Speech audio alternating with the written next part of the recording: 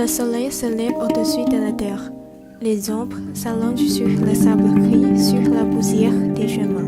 La cité, c'est ici que Lala est venue habiter quand sa mère est morte. Il y a si longtemps qu'elle ne se souvient plus très bien du temps où elle est arrivée. Elle est née dans les montagnes du sud, là où commence le désert. C'est une histoire très longue et étrange. Quand le jour où tu devais naître est arrivé, c'était peu de temps avant l'été, avant la sécheresse. Hawa a senti que tu allais venir, et comme tout le monde dormait encore, elle est sortie de la tente sans faire de bruit. Elle a simplement serré son ventre avec une ligne, et elle a marché comme elle a pu au dehors, jusqu'à un endroit où il y avait un arbre et une source. Personne ne savait que ta mère était dehors. Pourtant moi, je dormais près d'elle et je ne l'avais pas entendu qu'il se pointe ni se lever pour sortir de la tente. Que s'est-il passé ensuite, Ama? Alors, il est né tout de suite comme cela, dans la terre, entre les racines de l'arbre. Ta mère était très contente parce que tu es venue très vite. Elle était très heureuse que tu sois venue. Et quand on lui demandait ton nom, elle disait que tu t'appelais comme elle, Lala Hawa, parce que tu étais une fille d'une Shehiba. Parle-moi de l'ongle, je t'en prie. Je t'ai déjà parlé de cela. C'était il y a longtemps, à une époque que ta mère et moi n'avons connue.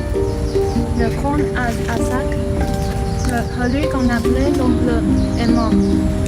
Emma El Ainin n'était encore qu'un jeune homme en ce temps-là. Ils sont apparus, comme dans un rêve, au sommet de la dune, à demi cachés par la plume de sable que leurs pieds soulevaient. Quel est ton nom? Lourd. Ainsi, ta mère était la lignée d'Al-Azhar l'ongle. Il était l'oncle maternel de ma grand-mère. Alors, t'es vraiment le fils d'une shérifa. Quand Lala a décidé de partir, elle n'a rien dit à personne. Elle a décidé de partir parce que l'homme au complet veston gris vert est revenu plusieurs fois dans la maison d'Ama. Elle sait que si elle ne s'en va pas, un jour il la conduira de force dans sa maison pour l'épouser. Il y a longtemps qu'elle marche. Puis tout d'un coup, le Artani est là, debout devant elle. Oh, Artani! Artani! Lala, bunyi kata. Maintenant que c'est toi que je choisis pour mari, plus personne ne pourra m'enlever. Maintenant, nous allons vivre ensemble et nous pourrons aller vivre dans les pays du sud, très loin, dans le désert. Hiki hakuku. Elle ne voit plus la terre. À présent, les deux enfants seraient l'un contre l'autre, voyagent en plein ciel. Chaque jour rajoutait un peu de terre. La caravane s'était divisée en 3 rangées. Nour ne savait plus depuis combien de jours avait commencé le voyage. Tous, hommes, femmes, enfants en pied ensanglantés, ils avançaient sans faire de bruit. Comme des vaincus, sans prononcer une parole. On entendait seulement le bruit de leurs pas dans le sable et l'allaitement court de leur souffle. Enfin, vient le moment de descendre à terre. Tu as la notion de travail en France? Oui, Quel travail? je ne sais pas. Loyer de maison.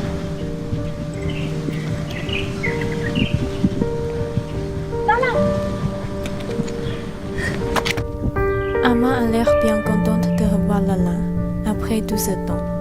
Elle ne lui pose pas de questions sur ce qui s'est passé quand elle s'est enfuie dans le désert avec le Artani. Le Artani, lui, a continué sa route tout seul, vers le sud, vers les caravanes. Ce sont les journées de Lala, ici dans la grande ville de Marseille, le long de tous ces rues, avec tous ces hommes et toutes ces femmes qu'elle ne pourra jamais connaître. Puis, Lala a rencontré un photographe. Elle est devenue mannequin. Hawa, c'est le nom qu'elle s'est donné. Elle lui donne sa forme, son image, rien d'autre. Elle emmène Hawa en avion jusqu'à la ville de Paris.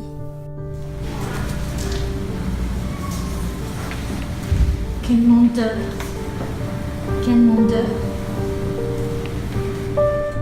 Maintenant, Hawa est partout, sur les pages des magazines, sur les planches de contact, sur les murs de l'appartement. Mais qui est Hawa? Peut-être qu'elle n'est que le prétexte d'un rêve. Que cherche-t-elle? Que veut-elle de la vie?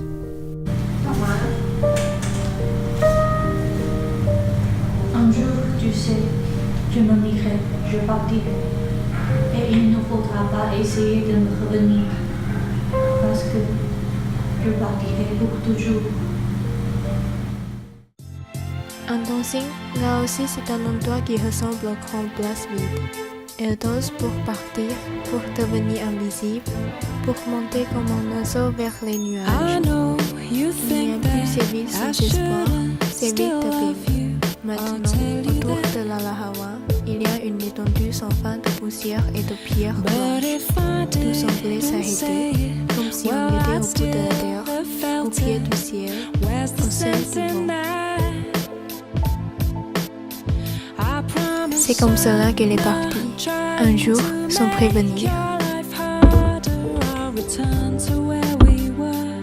Tout a donc changé. Lala pense au premier voyage vers Marseille.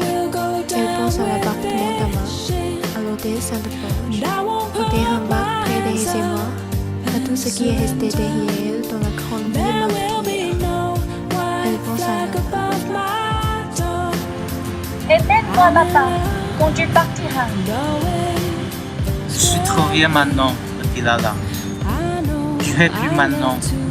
Je mourrai en bout. Mais toi, tu iras. Tu verras toutes ces villes. Tu reviens ici comme moi.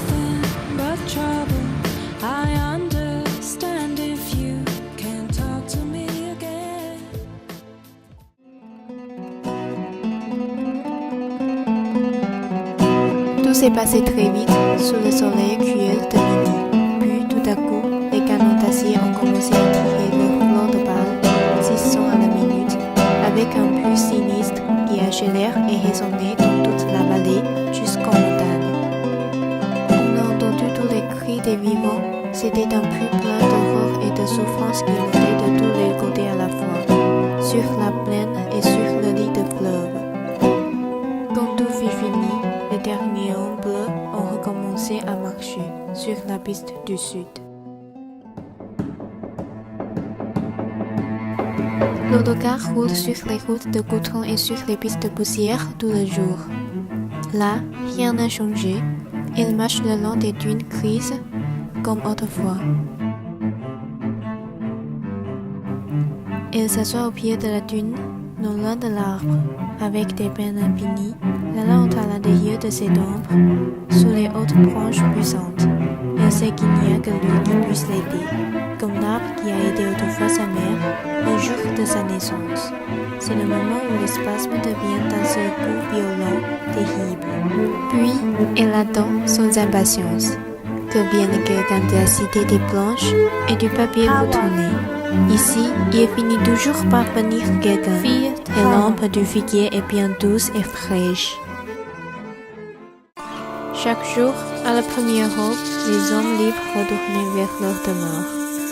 Tournés vers le désert, ils faisaient leur prière sans parole. Ils s'en allaient, comme dans un rêve. Ils disparaissaient.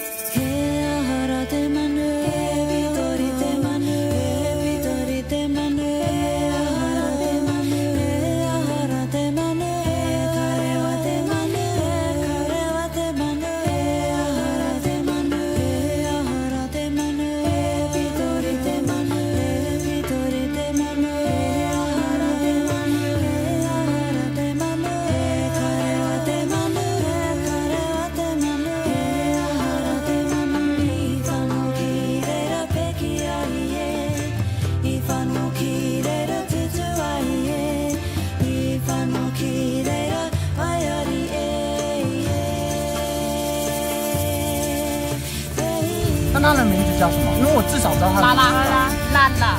拉拉。库玛拉嘎达，干啥？瓦干达 forever。それはわかんまと。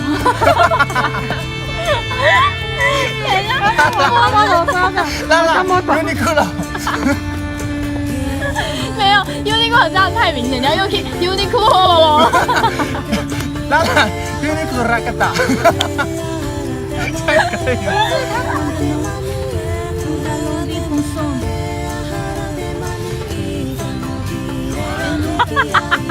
笑屁呀！